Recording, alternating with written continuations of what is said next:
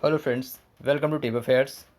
आशा करता हूँ आप लोग अच्छे होंगे, स्वस्थ होंगे और अपना और अपने क्लोज वंस का अच्छे से ध्यान रख रहे होंगे। तो ये वीडियो है बैंकिंग और फाइनेंशियल अवेयरनेस अप्रैल पार्ट थर्ड के बारे में, यानी 20 से 30 अप्रैल के बीच में जो इंपॉर्टेंट बैंकिंग फाइनेंशियल अवेयरनेस और इकोनॉमिकल न्यूज़ हुआ, ये वीडियो उसके बारे में है। अगर आप चैनल पर फर्स्ट टाइम है तो इस वीडियो को एंड तक ज़रूर देखें और चैनल को सब्सक्राइब ज़रूर करें अगर आप किसी भी एग्ज़ाम के लिए प्रिपरेशन कर रहे हैं तो। वॉइस में थोड़ी प्रॉब्लम है, so please cooperate with my voice. और इस वीडियो का पीडीएफ आपको टेलीग्राम में दे दिया जाएगा, जिसका लिंक डिस्क्रिप्शन में है। बट वीडियो के एंड तक ज़रूर देखिएगा, क्योंकि सिर्फ टेलीग्राम पीडीएफ पढ़ने से आप सिर्फ क्वेश्चन और आंसर देख पाएंगे, कोई एक्सप्लेनेशन आपको नहीं मिल पाएगा। तो चलिए शुरू करते हैं। सबसे पहला सवाल है, which organisation partner with Habitat for Humanity International to provide housing loans to 20,000 beneficiaries in 4 country India, Indonesia, Philippines and Bangladesh. तो किस अंतर्राष्ट्रीय संस्था ने भारत, बांग्लादेश, इंडोनेशिया, फिलीपींस के 20,000 कमज़ोर समुदाय को आवास ऋण प्रदान करने के लिए हैबिटेट फॉर ह्यूमैनिटी के साथ साझेदारी की है? इसका सही आंसर क्या होगा? ऑप्शन 1 एडीबी यानी एशियन डेवलपमेंट बैंक, एशियाई विकास बैंक। तो इसका सही आंसर होगा ऑप्शन ए, एशियाई विकास बैंक। तो एडीबी और हैबिटेट फॉर ह्यूमैनिटी इंटरनेशनल ने एक पार्टनरशिप किया है to help micro finance institution in to providing housing loan. जो हाउसिंग ऋण जो ऋण है वो प्रोवाइड कराएगा जो लो इनकम फैमिलीज है, रूरल और सेमी अर्बन एरियाज़ में। ये 4 देशों में जो एशियन कंट्रीज़ है, बांग्लादेश, इंडिया, इंडोनेशिया और फिलीपींस में, इन चारों को प्रोवाइड कराएगा।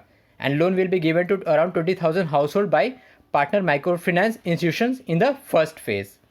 दूसरा एडीबी से न्यूज़ था, ADB has provided $1.5 billion to India in supporting the response to tackling कोविड-19। तो कोविड-19 को टैकल ओवरकम करने के लिए एडीबी ने प्रोवाइड करे कितना, $1.5 बिलियन लोन टू इंडिया। तीसरा एडीबी से जो न्यूज़ था उसी लास्ट मंथ में, ADB has projected in its outlook report about India's GDP. तो इंडिया का जीडीपी ग्रोथ रेट फोरकास्ट किया फॉर फिजिकल ईयर 2022 यानी वित्तीय वर्ष 2022 के लिए, वो रहा 11%। एडीबी के प्रेसिडेंट कौन है? मसत्सुगो असाकावा, और इसका हेडक्वार्टर है मनीला, फिलीपींस में। और humanity international, habitat for Humanity international, ये अटलांटा में है, जॉर्जिया में। तो ये था एडीबी से न्यूज़। क्वेश्चन 1 का आंसर होगा ऑप्शन है एडीबी। सेकंड क्वेश्चन है, which is the first Indian company to cross 1 billion UPI transaction? तो 1 बिलियन यूपीआई लेन देन को पार करने वाला कौन सा पहला कंपनी बना भारत का? मोबाइल वॉलेट कंपनी फ़ोन पे। तो इसका सही जवाब होगा ऑप्शन बी। तो PhonePe become the Indian first company to cross 1 billion UPI transaction through its wallet, cards and UPI other mode of transaction in March 2021। March 2021 के last तक ये रिपोर्ट था। PhonePe about 1.3 billion transaction crossed on this mobile wallet PhonePe, और दूसरे number पे है Google पे। In April 2021, RBI proposed to review the counter-cyclical capital buffer (CCYB). What is the current CCYB rate? तो वर्तमान में counter cycle capital buffer कितने प्रतिशत पे है? इसका सही जवाब होगा ऑप्शन सी, 0%। तो ये नया न्यूज़ में सुनने को मिल रहा होगा, counter cyclical capital buffer CCYB।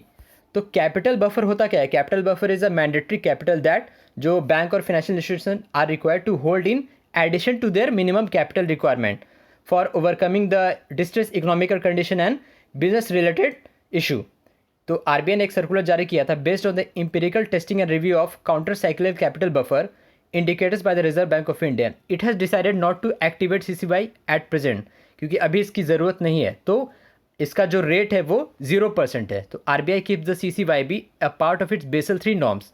और ये जो रिलेटेड है काउंटर साइक्लिकल कैपिटल बफर, ये बेसल 3 से रिलेटेड है, which help banks to overcome distress economical condition. और ये काम करता है credit to GDP gap ratio पे, credit to GDP gap indicator पे ये काम करता है। आरबीआई से एक दूसरा न्यूज़ था, आरबीआई है setup a 6 member committee headed by Sudarshan Sen. तो एक कमेटी बनाया आरबीआई ने, जिसके हेड है Sudarshan Sen, former executive director of RBI, to evaluate the role of asset reconstruction company ARC in stress डेब्ट resolution and review their business model. तो ARC क्या है? ARC एक फाइनेंशियल इंस्टीट्यूशन है दैट बाइज द NPA और bad loans from banks and financial institution and help them to recover from the NPA। तो NPA से उबरने के लिए ARC का गठन किया जाता है, and they are regulated under RBI and under SARFAESI act 2002। तो ये दो न्यूज़ था आरबीआई से, एक CCYB बफर परसेंटेज जो 0% पे है, और दूसरा एक कमेटी बनाया आरबीआई ने Sudarshan Sen to head evaluate the role of asset reconstruction companies. Question 4 की बात करते हैं। Which is India's first mutual fund to have crossed ₹5 lakh crore in average assets under management. 5 lakh crore के एवरेज एसेट्स अंडर मैनेजमेंट को पार करने वाले कौन सा पहला म्यूचुअल फंड कंपनी बना? इसका सही आंसर होगा option D, SBI mutual funds. SBI mutual funds become first mutual fund to have crossed ₹5 lakh crore in average assets under management. SBI mutual fund से एक दूसरा न्यूज़ है। ऑन अप्रैल 2026 26 अप्रैल को SBI mutual fund launched SBI Nifty next 50 index fund. तो निफ्टी के under SBI ने launch किया Nifty next 50 index fund for enabling the investor to invest all securities under Nifty next. तो हर शेयर पे इन्वेस्ट करने के लिए इन्वेस्टर्स के लिए ये बनाया है SBI म्यूचुअल फंड ने SBI Nifty next 50 index fund. The investment could be done daily, weekly, monthly and quarterly and semi annual and annual SIP। तो SBI म्यूचुअल फंड का हेडक्वार्टर का है मुंबई में, और इसके MD CEO कौन है? विनय तोमसे। तो दो न्यूज़ बना SBI म्यूचुअल फंड से जो कि रिलेटेड है। आप कीवर्ड ज़रूर याद रखें, SBI Nifty next 50 index fund और दूसरा 5 lakh crore average assets under management, और ये दोनों का आंसर होगा SBI mutual funds. Which bank recently appointed Ernst and Young Global Limited as its digital consultant? तो किस बैंक ने अपने सेवा के लिए डिजिटल कंसल्टेंट के तौर पे अर्नस्ट और यंग ग्लोबल को नियुक्त किया? इसका सही जवाब होगा option B, Indian overseas bank. तो Indian overseas bank appointed Ernst and Young global limited as its digital consultant. IOB का हेडक्वार्टर का चेन्नई में, और इसके MD CEO कौन है? Partha Pratim Sengupta. Partha Pratim Sengupta.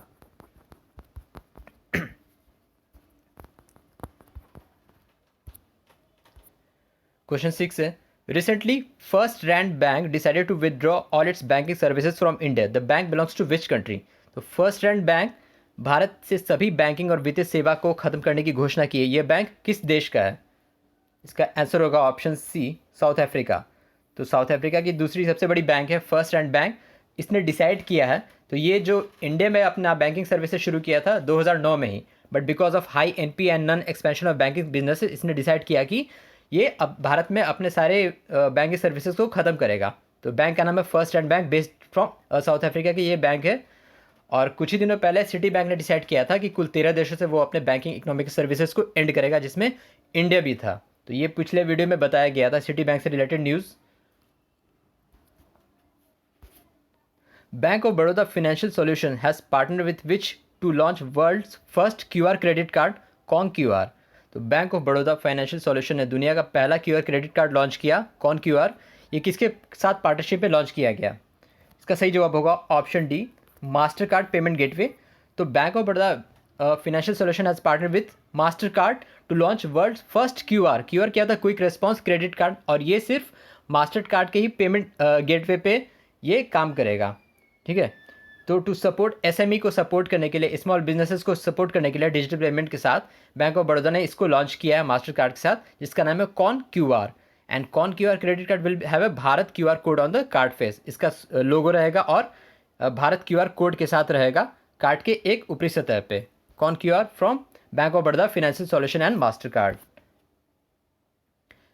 Indian states and union territory can avail special drawing facility SDF at an interest rate of how much percent as RBI extends the interim ways and means advances limit of 51,560 crore for 6 month। तो जो भी राज्य हैं और union territory हैं वो special drawing facility को कितने % पे अवेल कर सकती है? इसका सही जवाब होगा ऑप्शन 1 ए, 4%। ये रेपो रेट पे ही काम करता है 4%, क्योंकि RBI ने जो अभी का प्रेजेंट में जो वेज एंड मीन एडवांसेस है इसका लिमिट जो है बढ़ाया है 6 महीने के लिए, यानी टिल सितंबर 2021, और इसका लिमिट अमाउंट कितना है? 51,560 crore. On April 23, due to the prevalence of COVID-19, the reserve bank of India has inform the continuation of existing interim ways and mean advances limit of 51,560 crore for all states and union territory for a period of 6 month. And states and union territory can avail WMA, SDF and overdraft, ये तीनों को उसी interest rate पे जो RBI का repo rate रहता है 4% पे अवेल कर सकते हैं। और WMA क्या होता है? Ways and mean advances are temporary advances given by the RBI to the government to overcome any mismatch in receipts and payments. Which bank in India's leading lender of credit cards as of February 2021। तो फरवरी 2021 तक सबसे ज़्यादा credit card जारी करने वाला भारतीय bank कौन सा रहा? इसका सही जवाब होगा option C, HDFC। So HDFC is the leading bank. So for maximum lending, highest number of credit cards as of February 2021। ये देख सकते हैं bank name and total outstanding credit cards HDFC 1.51 crore, दूसरे नंबर पे SBI कार्ड्स 1.17 करोड़, तीसरे number पे ICICI 1.03 crore और चौथे नंबर पे एक्सिस बैंक कार्ड 70.36 लैक्स। तो ये चारों हैं। तो लीडिंग लेंडर सबसे ज़्यादा जो जारी किया है क्रेडिट कार्ड्स अपने कस्टमर्स और मतलब सभी को, HDFC के जो कस्टमर है, यूज़र्स हैं, उनको total 1.51 crore till date, till February 2021। Question 10 देखते हैं। RBI allowed commercial banks to pay up to how much % of pre COVID dividends for physical year 21। तो वित्तीय वर्ष 2021 के लिए RBI ने वाणिज्य बैंकों को कितने प्रतिशत लाभांश भुगतान करने की अनुमति दी है? इसका सही आंसर होगा ऑप्शन डी, 50%, 50%। तो RBI allowed commercial banks to pay up to 50% of what they paid before कोविड-19 फ्रॉम देयर ओन प्रॉफिट्स। तो इस वित्तीय वर्ष के एंड तक, मतलब मार्च 2021 के वित्तीय वर्ष के एंड तक जो उनका ये रहा प्रॉफिट्स रहा, उससे कितने % डिविडेंड पे करने को कहा गया RBI को? RBI ने कहा कमर्शियल बैंक को, वो रहा 50% का। डिविडेंड क्या होता है? Dividend is the distribution of profits by a corporate और any institution to its shareholders. RBI fix the banks, इस बार RBI से काफ़ी ज़्यादा न्यूज़ बना है, तो ये वीडियो इंपॉर्टेंट रहेगा आपके लिए क्योंकि RBI से काफ़ी ज़्यादा क्वेश्चंस पूछे जाते हैं। RBI fix the banks MD and CEO tenure at dash years and upper age limit at what years. तो RBI ने बैंकों के MD और CEO के लिए कार्यकाल का कितना वर्ष निर्धारित किया है और उनकी ऊपरी आयु सीमा कितने वर्ष तक रखा है? तो इसका सही जवाब होगा option A, 15 years and 70 years. तो 15 साल बैंक MD and CEO का टेन्योर रखा 15 साल और इनका जो अपर एज लिमिट रखा है वो 70 साल बाय RBI।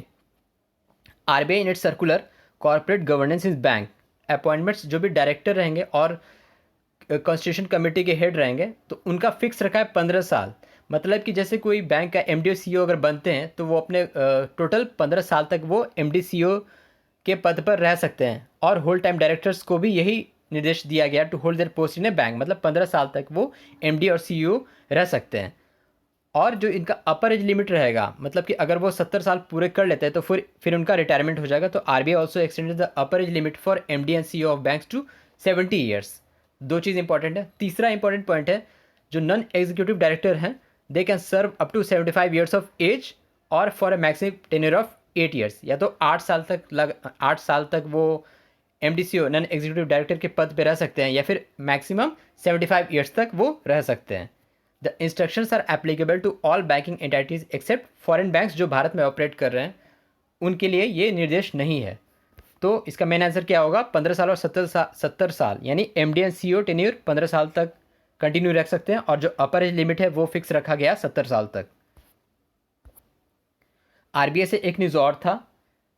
तो on April 27 RBI issued guidelines for the appointments of statutory central auditors. तो एक ऑडिटर्स होते हैं जो स्टैच्यूटरी सेंट्रल ऑडिटर्स होते हैं, statutory auditors of commercial bank में जो RRBs हो गया, अर्बन कोऑपरेटिव बैंक हो गया, नॉन बैंकिंग फाइनेंशियल कंपनीज हो गया, इंक्लूडिंग हाउसिंग फाइनेंस कंपनीज। तो वित्तीय वर्ष 2022 ऑनवर्ड से ये निर्देश दिया गया है कि अपॉइंटमेंट होगा स्टैच्यूटरी सेंट्रल ऑडिटर्स का इन सभी कमर्शियल बैंकों के लिए। तो bank have to appoint SCA क्या हो गया? स्टैच्यूटरी सेंट्रल ऑडिटर्स, और SA हो गया स्टैच्यूटरी ऑडिटर्स, ऑडिट करने वाले जो होते हैं for a continuous period of 3 years satisfying the eligibility norms each year. तो मतलब इसका मेन आंसर ये 3 साल के लिए अपॉइंट कर सकता है स्पेशल ऑडिटर्स।